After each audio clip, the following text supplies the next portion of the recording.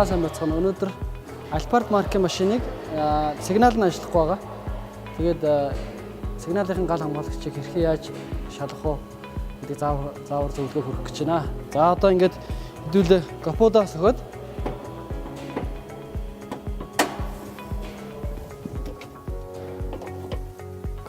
өгөөд гал хамгаалагч нь нэмсэн сигналын гал хамгаалагч бол энэ хайрцаг дотор байгаа.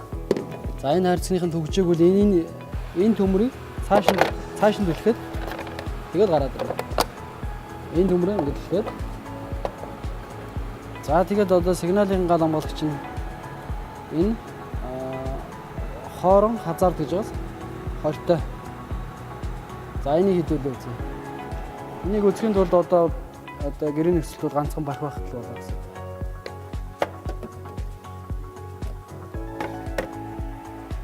За гал хамгаалагч нь ерөнхийдөө шийдсэн юм да.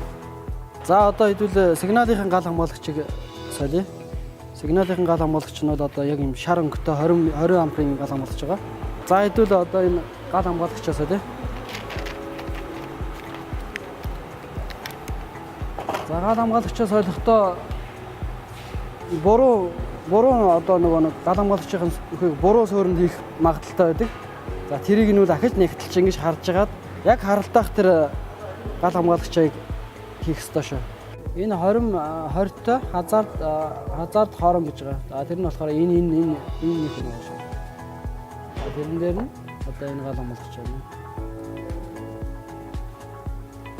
За.